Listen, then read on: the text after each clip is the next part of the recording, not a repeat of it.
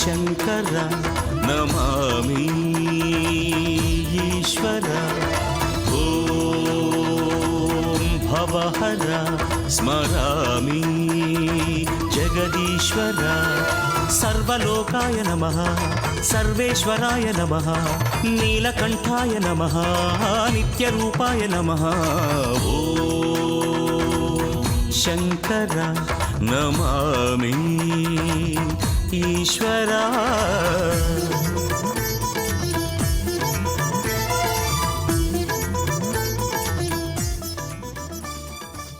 నమశివాభ్యాం వృషవాహనాభ్యాం విరించి విష్ణువేంద్ర సుపూజితాభ్యాం విభూతిపాటీర విలేపనాభ్యాం నమో నమః శంకర పార్వతీభ్యాం. నమః శివాభ్యామతి సుందరాభ్యాం అత్యంతమాసక్త హృదంబుజాభ్యాం అశేషలోకైకహితంకరాభ్యాం నమో నమః శంకర పార్వతీభ్యాం. నమః శివాభ్యాం నవయౌవనాభ్యాం పరస్పరాశ్లిష్టవపుర్ధరాభ్యాం నగేంద్రకన్యా వృషకేతనాభ్యాం నమో నమః శంకర పార్వతీభ్యాం. కపిలేశ్వర స్వామివారు బ్రహ్మోత్సవాలలో కామాక్షీదేవితో అభిన్నుడై పురుషామృగ వాహనం పైన మనకు దర్శనమిస్తూ ఉన్నాడు. ఆనందకర కర్పూర నీరాజన కాంతుల మధ్య జగన్మాతా పితరులైనటువంటి పార్వతీ పరమేశ్వరులను పురుషామృగ వాహనంపై వీక్షించడం జన్మాంతర సుకృతం చేత లభిస్తుంది. బృహి వృద్ధౌ అన్నారు. బ్రహ్మ శబ్దానికి పెద్దది అని. బ్రహ్మ ఉత్సవాలు జరుగుతూ ఉన్నాయి అంటే పెద్దవైనటువంటి ఉత్సవాలు జరుగుతూ ఉన్నాయి, పెద్దవారికి జరుగుతూ ఉన్నాయి. బృహి శబ్దంలో అక్కడ బృహత్ అంటే పరమాత్మ, సర్వసృష్టి స్థితిలయలకు మూలభూతమైనటువంటి శివభగవానునికి జరిగేటువంటి బ్రహ్మోత్సవాలు గనక ఇవి ఘనమైనటువంటివి. సవో యజ్ఞ ఉదాహృత అని ఆర్యోక్తి కనుక ఉత్సవములంటే ఉత్సూతే హర్షమిత్యేష ఉత్సవ పరికీర్తిత. భక్తులకు, భాగవతులకు, అర్చకులకు అందరికీ కూడా ఆనందాన్ని ఇచ్చేటువంటి ఉత్సవములైతే అతి దొడ్డ సంబరములు ఈ బ్రహ్మోత్సవములు. అందులో శివుడి నిత్యవాహనమైనటువంటి మహానుభావుడు నందీశ్వరుడు. నందీశ్వర నమస్తుభ్యం సాంబానందప్రదాయక మహాదేవస్య సేవార్థం అనుజ్ఞాం దాతుమర్హసి అని చెప్పి ఆ నందీశ్వరుడికి నమస్కారం చేసుకుని శివునికి తొలి సేవకుడైనటువంటి వారిలో అగ్రగణ్యుడైనటువంటి ఆ మహానుభావుడికి నమస్కరించుకుని మహాదేవుని యొక్క సేవకు మన అనుజ్ఞ పొంది పురుషామృగ వాహనం పైన మనం ఈనాడు కామాక్షి దేవతతో ఉండేటువంటి కపిలేశ్వర స్వామి వారి యొక్క దివ్య వాహన సాక్షాత్కారాన్ని, ఉత్సవాలని వీక్షిస్తూ ఉన్నాం. స్మృతౌ శాస్త్రే వైద్యే శకున కవితా గాన ఫణితౌ పురాణే మంత్రే వా స్తుతి నటన హాస్యేష్వచతురః. కథం రాజ్ఞాం ప్రీతిర్భవతి మైకేహం పశుపతే పశుం మాం సర్వజ్ఞ ప్రథితకృతయా పాలయ విభో. కపిలేశ్వర స్వామి ఉత్సవమూర్తి పురుషామృగంపై సాక్షాత్కరిస్తూ ఉన్నాడు. మానవ మస్తిష్కంలోని పశుత్వాన్ని నియంత్రించే పశుపతి పరమశివుడు. దేహధారులైన స్థావర జంగమాలన్నీ పశువులే. పాశంచేత బంధింపబడేదాన్నే పశువు అంటారు. అటువంటి పశుపతికి శివభగవానునికి భక్తులు ఆనంద నీరాజనాలు అర్పించేటువంటి శుభ సమయంలో ఫలపుష్పాదులు సమర్పించి మనోనివేదనం చేస్తూ ఉన్నారు. అయ్యా, ధర్మాత్ముడైనటువంటి నందీశ్వరుని అనుగ్రహించినటువంటి నువ్వు సర్వేశ్వర, నేను ధర్మశాస్త్రాలు, తర్క విద్యలు అభ్యసించలేదు, భాషా వైదుష్యాలు లేవు, జ్యోతిష సంగీతాది వాంగ్మయాన్ని తెలుసుకోలేదు, స్తోత్రపాఠాల వల్లించలేదు, లోకంలో పశువుల దిక్కు తెలియకుండా జీవనాన్ని సాగిస్తూ ఉన్నాను.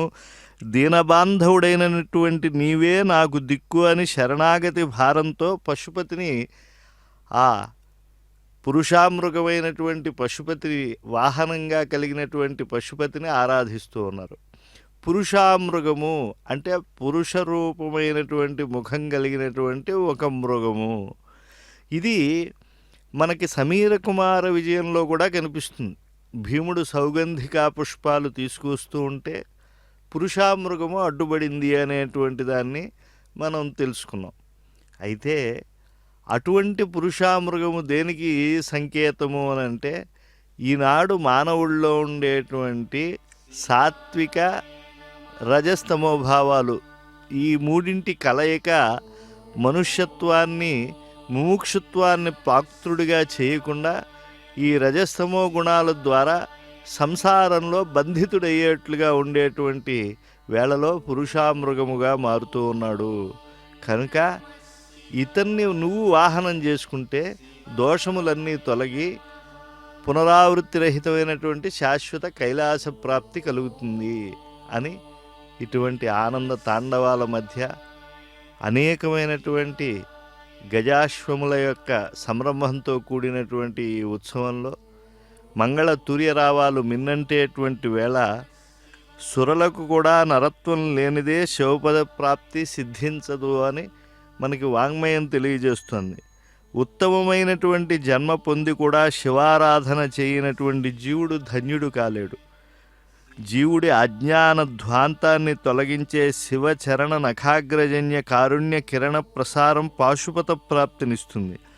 పశుత్వం నుంచి సుగతిని పొందాలంటే శివారాధనే సోపానమవుతుంది. శివోహం అన్న అద్వైత సిద్ధికి పరతత్వ లబ్ధికి శివపద ధ్యానాసక్తులై కపిలతీర్థ క్షేత్రానికి భక్త బృందాలు పురుషామృగంపై ఊరెరుగుతున్న ఈ పార్వతీ పరమేశ్వరుల యొక్క కపిలతీర్థ క్షేత్రమునకు అధీశ్వరులైనటువంటి ఆ ఆది దంపతుల యొక్క దర్శనానికి విచ్చేశారు. పురుషామృగంపై స్వామిని దర్శించి నమస్కరించి తరిస్తూ ఉన్నారు. శివుడు పాశాలతో పట్టి జీవులను పశువుల్లా నడిపిస్తూ ఉంటాడు. పశు పాశుపతిమితి జ్ఞానం జ్ఞానమిత్యభిధీయతే అని మనకు శివపురాణం తెలియజేస్తోంది. ఆ మహాపురాణాన్ని అనుసరించి జీవుడు తాను బంధింపబడ్డాడు అని తెలుసుకున్నప్పుడే విడివడాలి అనేటువంటి భావనతో భక్తి జ్ఞాన వైరాగ్యాలను ఆశ్రయించి భక్తితో కోలాటాదులు, నృత్యాలు, అలాగే వివిధమైనటువంటి క్రియలు చేస్తూ ఉంటారు. అలాగే కర్మ ఇక్కడ జరిగేటువంటి దివ్యమైనటువంటి స్వామి నివేదనలకు మంత్రములు కానీ, అలాగే ఆయన ఉత్సవములకు సంబంధించినటువంటి మంత్రములు కానీ, ఇవన్నీ కూడా కర్మకాండకు సంబంధించినటువంటివి. అలాగే జ్ఞానప్రదాయకమైనటువంటి ఇక్కడ జరుగుతూ ఉండేటువంటి చక్కటి ప్రవచనాదులన్నీ కూడా భాగవతులకు పూర్తిగా అటు స్మార్త ఆగమము లేదా శైవాగమ సంబంధమైనటువంటి కర్మములన్నింటినీ ఒక పక్క వీక్షిస్తూ ఆ ఆనందకర కర్పూర నీరాజన కాంతుల మధ్య పరమాత్మను దర్శిస్తూ, అలాగే భక్తి సంప్రదాయాన్ని అనుసరించినటువంటి కళామాధ్యమంగా జరిగేటువంటి వాటిని అన్నిటినీ వీక్షిస్తూ భక్తి తన్మయత్వాన్ని పుణికిపుచ్చుకుంటూ జ్ఞానమయమైనటువంటి ఉపదేశాలను గురువుల ద్వారా వింటూ ఈ త్రివేణి సంగమంలో ఉండేటువంటి క్షేత్రంలో ఆ పురుషామృగ వాహనంపై దర్శించి పునరావృత్తి రహితమైనటువంటి శాశ్వతమైనటువంటి ఆ పరమపద ప్రాప్తి కోసం పరమాత్మ యొక్క పాదార విందాలను వీక్షిస్తూ ఉన్నారు.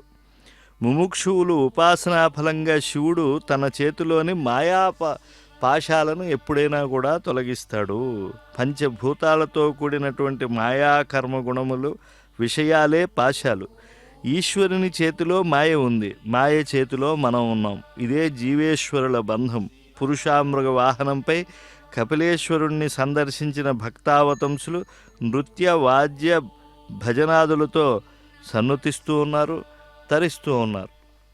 ఈ పురుషామృగ వాహనంపై ఊరేగినటువంటి స్వామి ఈనాటి సాయం వేళ కళ్యాణోత్సవంలో కూడా భక్తులను అందరినీ కూడా అనుగ్రహించనున్నాడు.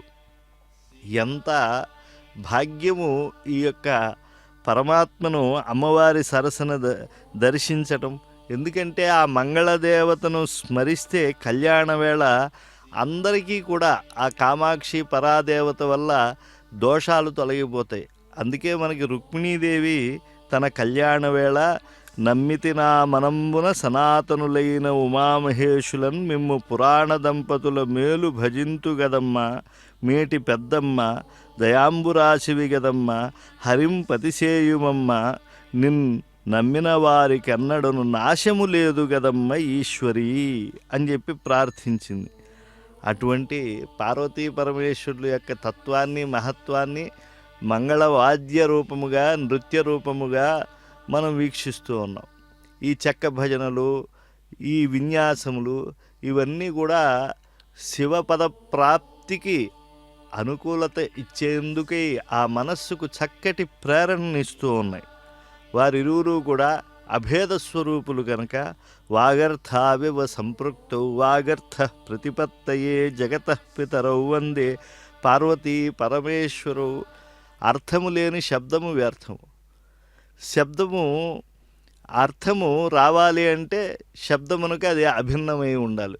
కనుక శబ్దార్థముల వంటి వారైనటువంటి పార్వతీ పరమేశ్వరుని ఆశ్రయించి తరిద్దాం.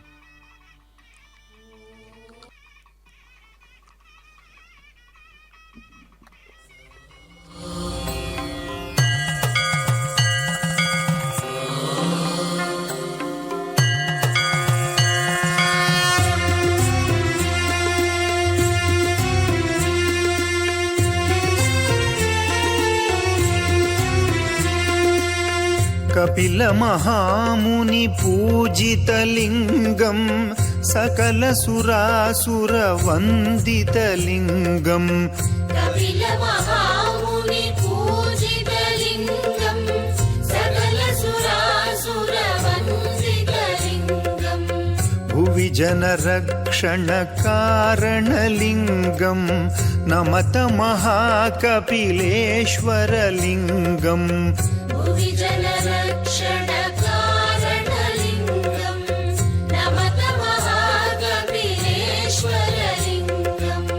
నమత మహాకపిలేశ్వరలింగం.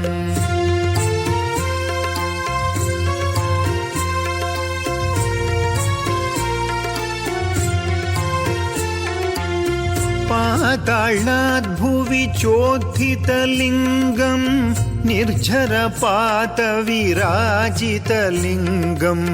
పాతాళాద్ భువి చోత్థితలింగం నిర్జరపాత విరాజితలింగం.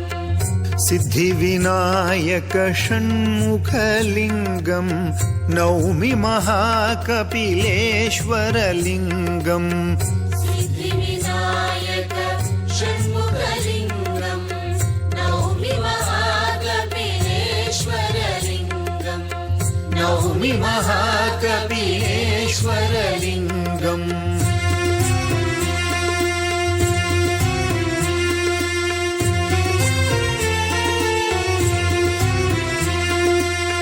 వెంకటనాయక మానితలింగం ప్రేరితవకుళ ప్రార్థితలింగం.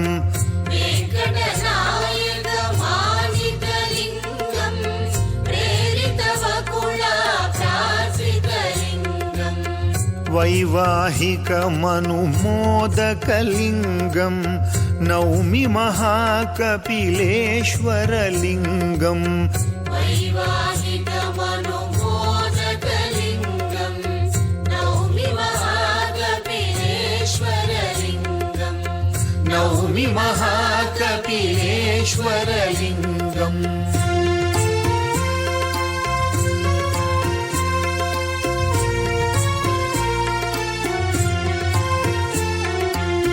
కాలకూట విషభూషణలింగం కాలనివారణ కారకలింగం. కాలకూట విషభూషణలింగం కాలనివారణ కారకలింగం. కాలచక్ర పరిసేవితలింగం నౌమి మహాకపిలేశ్వరలింగం. కాలచక్ర పరిసేవితలింగం నౌమి మహాకపిలేశ్వరలింగం. नौमि महाकपिलेश्वरलिङ्गम्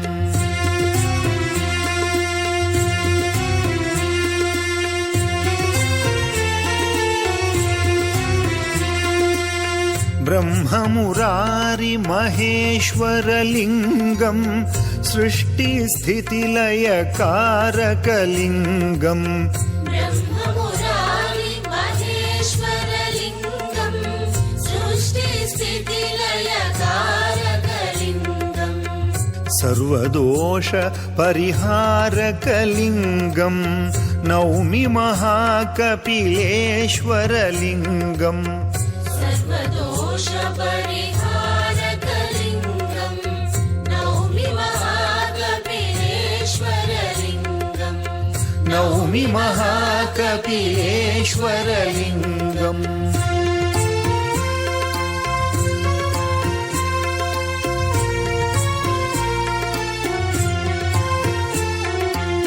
श्रीमदगस्त्यसुनामकलिङ्गम् कोटिलिङ्गपरिसूचकलिङ्गम् श्रीमदगस्त्य सुनामकलिङ्गम् कोटिलिङ्गपरिसूचकलिङ्गम् भास्करमण्डलभासकलिङ्गम् नौमि महाकपिलेश्वरलिङ्गम् भास्करमण्डलभासकलिङ्गम् नौमि महाकपिलेश्वरलिङ्गम् नौमि महाकपिलेश्वरलिङ्गम् नौमि महाकपिलेश्वरलिङ्गम्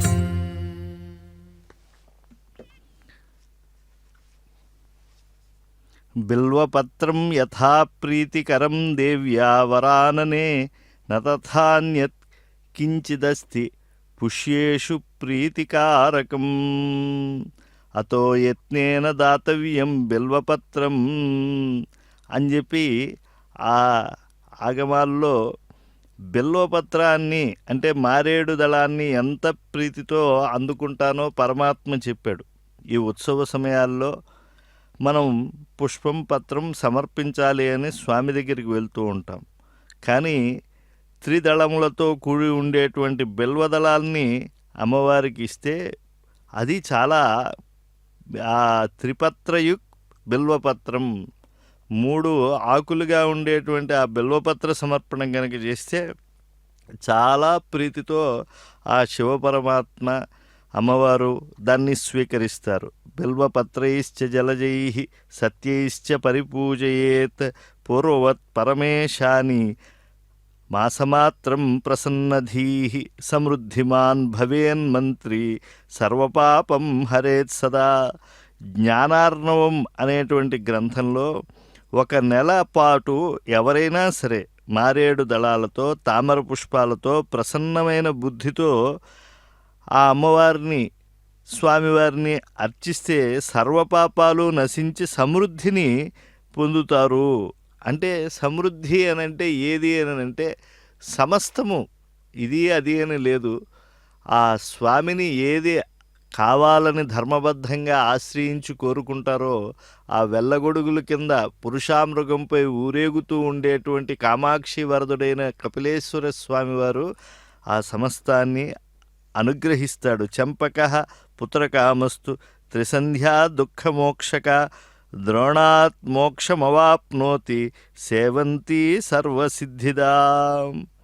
మనకు వామకేశ్వర తంత్రం అనేటువంటి గ్రంథం చెప్తూ ఉన్నది సంపెంగ పుష్పాలతో అర్చించినటువంటి ఆ శివభక్తులకు పుత్ర ప్రాప్తి అనేటువంటిది తప్పకుండా కలుగుతుంది. అంటే పుత్రులు చాలామందికి ఉంటారు కదా, అంటే వాళ్ళు సత్పుత్రులై ఉంటారు. త్రిసంధ్యలలో మనం మందార పుష్పాలను సమర్పిస్తే శివపరమాత్మ దుఃఖాలను తొలగిస్తాడట.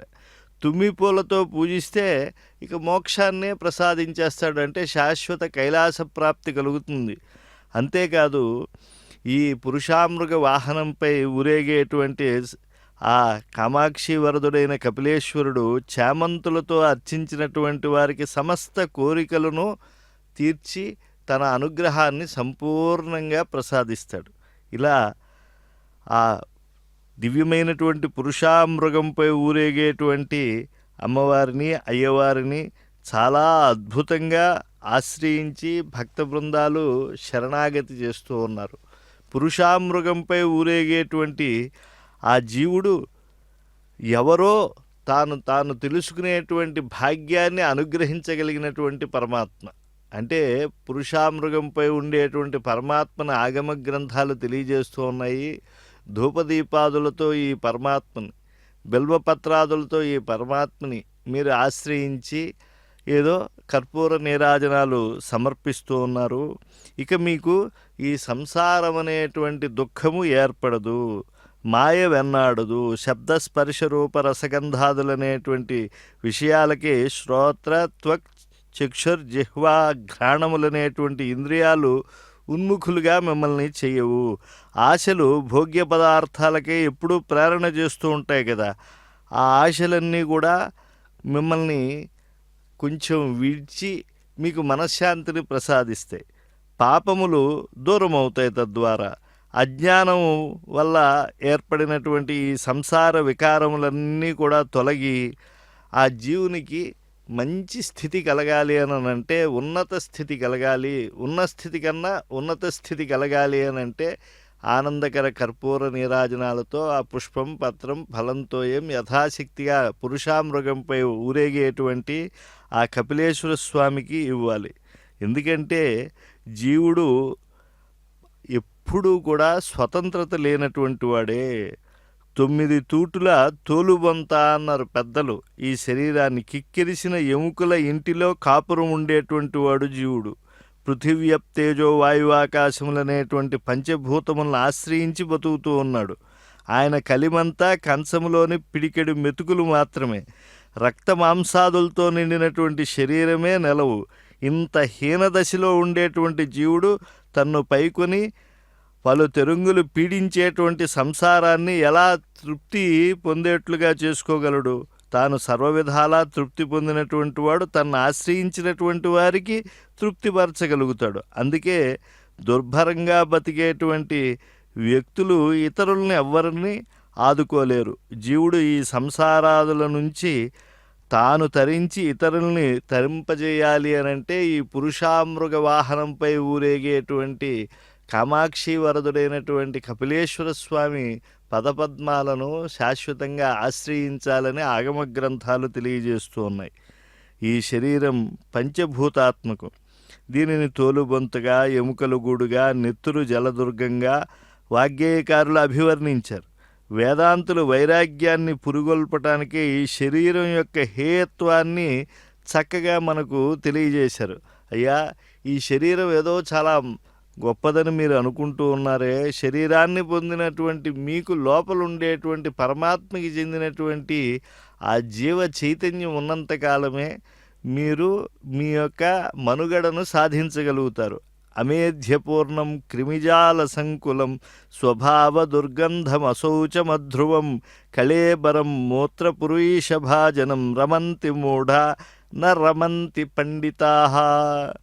అమేధ్యపూర్ణము, క్రిమిసంకులము, దుర్గంధ భూయిష్టము, అశౌచ నిలయము, అశాశ్వతము, మూత్రపురీషాలకు నెలవు ఈ శరీరం.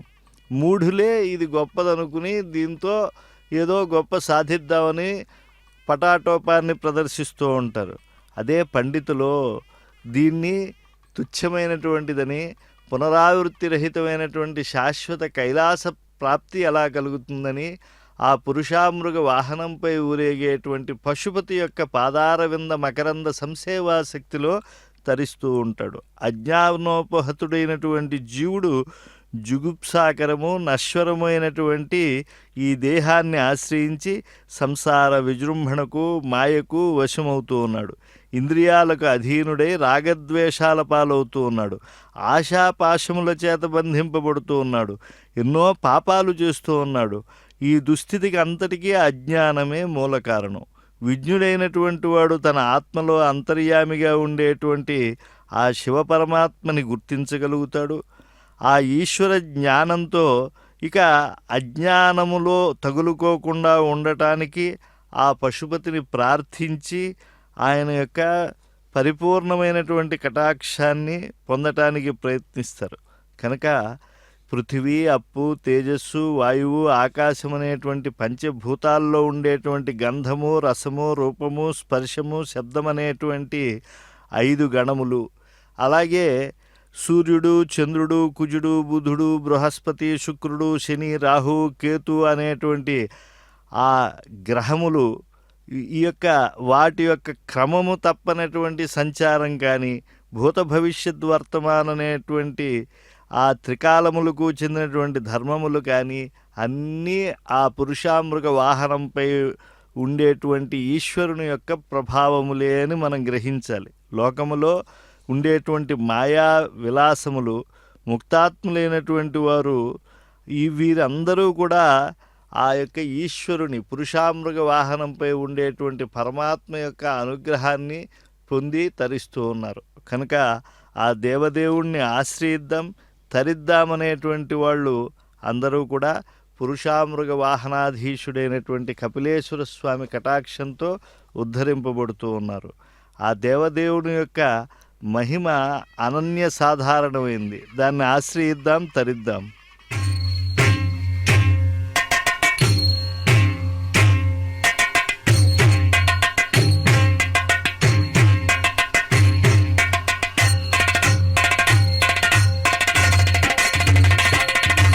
ఓం హర హర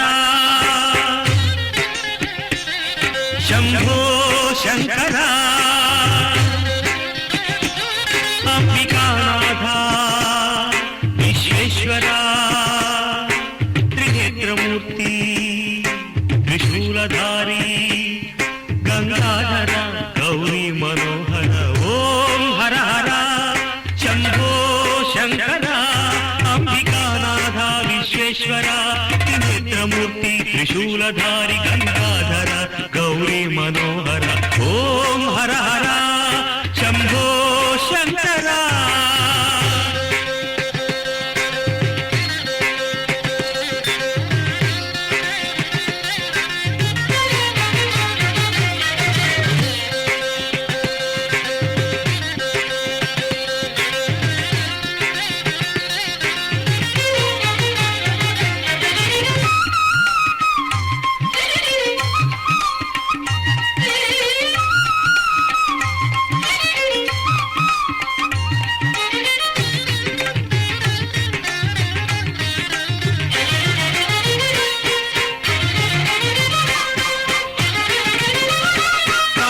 భూషణ చంద్రకిరీట పన్నగ భూషణ చంద్రకిరీట నీలకంఠధర నటరాజ కైలాసవాస కావుమో పురహర